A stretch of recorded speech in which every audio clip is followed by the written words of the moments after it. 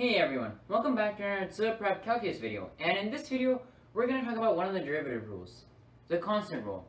So what if I wanted to take the derivative of something like 2, and by the way d dx over here simply just represents the derivative with respect to x, which is just another notation for finding the derivative of something.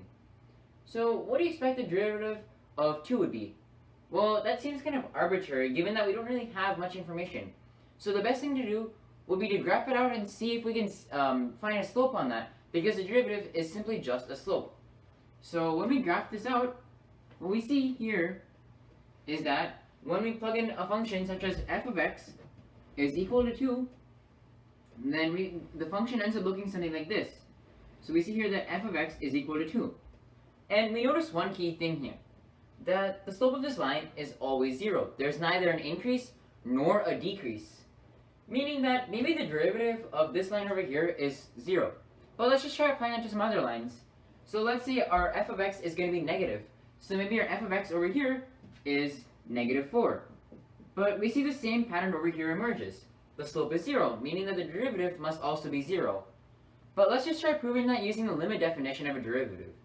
So as you may recall, the limit definition of a derivative states that the limit as a variable delta x, or we can call it some other variable such as h, which basically just represents the change in x, such as h approaches 0 of f of x plus h minus f of x divided by h is equal to the derivative of f of x.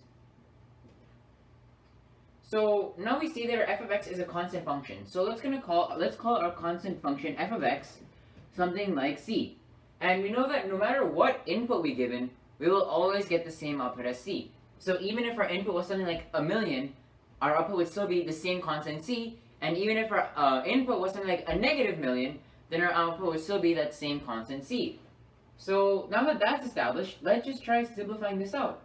So when we have f of x plus h, well, we're just inputting a number into f of x. And no matter what input we put in, we get the limit as h approaches 0 of, no matter what input we get in, it's always going to be c minus f of x is obviously just c.